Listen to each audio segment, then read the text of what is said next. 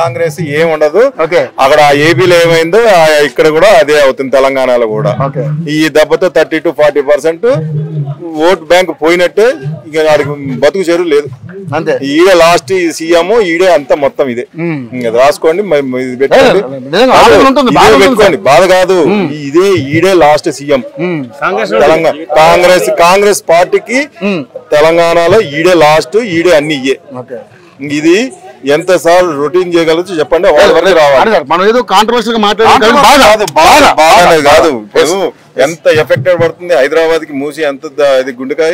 అందుట్లో 30 to 40% పడుతున్నాడంటే ఈడు ఏం చేస్తున్నాడు? వీడికి తెలదు, ఆ మాత్రం ఆలోచన లేదు వీడికి. వీడు కాంగ్రెస్ పార్టీని సంగనాకిస్తాక వీడు తీసుకున్న డిసిషన్. చాలా మంది ఏం మాట్లాడుతున్నారంటే రాహుల్ గాంధీ గారిని, సోనియా గాంధీ గారు చూసి ఆయన కోటేశ్వర రేవంత్ రెడ్డి మాకెవరు తెలుసు అని కూడా మాట్లాడుతూ ఉన్నారు. కానీ నిజంగానే ఈ రోజు రేవంత్ రెడ్డి గారు ఒక మంచి ఉద్దేశంతో చేస్తున్నాడు అనుకుంటారా, లేదంటే ఒక చెడు ఉద్దేశంతో చేస్తారా? లేని ఉద్దేశంతో చేస్తున్నాడు. తలకాయ అనేది లేదు ఆడికి. ఏం చేయాలో ఏం చేయకూడదో కూడా తెలవట్లేదు అది. ఇప్పుడు ఇంతమంది ఉన్నారు. ఇప్పుడు మీరు వచ్చారు, ఈ కొంచెం దీనికి ఎంతమంది వచ్చారు?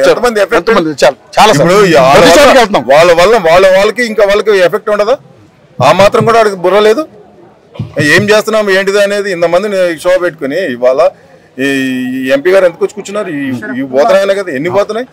55 కిలోమీటర్లు ఇటేపు అటేపు అంటే కబ్జాల్లో కూడా లేదు, కట్టింది కూడా లేదు.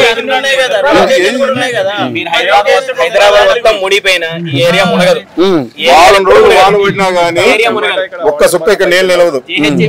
మేము ఇన్నేళ్ళ నుంచి చూస్తున్నాం, మేము 30 ఏళ్ళ నుంచి ఉంటున్నాము. ఎంత వాళ్ళ మొత్తం హైదరాబాద్ అంతా మునిగా కానీ ఇక్కడ ఇంత కూడా ఏమవుదు. ఆ మాత్రం తెలవదా? అవన్నీ మీరు తెలవాలి. తెలిసిన టైం తెలుస్తుందో అప్పటికంతా అయిపోతుంది, ఏముండదు అక్కడ. ప్రజలు ఇవన్నీ ల్యాండ్ బాగా చేసి కూలగొట్టిన తర్వాత ఇవన్నీ అమ్ముకొని ఆయన బాగుపడటానికి ఇవన్నీ ఇంతమంది జనాలు కడుపు కొట్టి ఏం చేస్తాడండి ఆయన? మనం వాళ్ళకి భూమి ఇవ్వండి, వాడు వెళతానంటే. లేకపోతే ఎందుకు చెప్పండి ఇవన్నీ? ఎవడు కడుపు కొట్టి సార్ ఎవరు సరిపోతుంది సార్? ₹1,00,000 ఇప్పుడు ఇక్కడ 40,000 గవర్నమెంట్ వాల్యూ.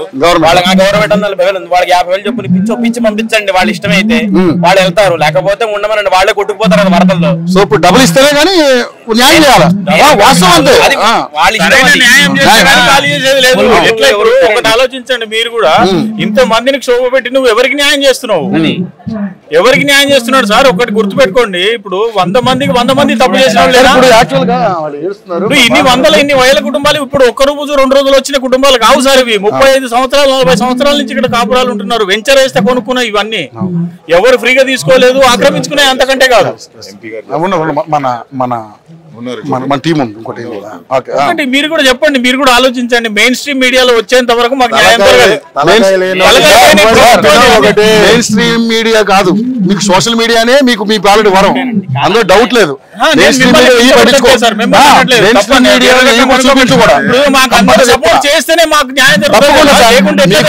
మీకు న్యాయం జరిగేదాకా మేము కూడా గట్టిగా పోరాడతాం, అందులో డౌట్ లేదు.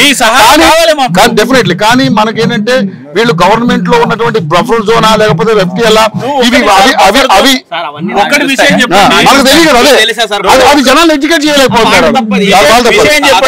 తప్పు కొడితేనే తిరుపతి దేవస్థానం టికెట్ బుక్ అవ్వదు మరి, ఆధార్ కార్డు నంబర్.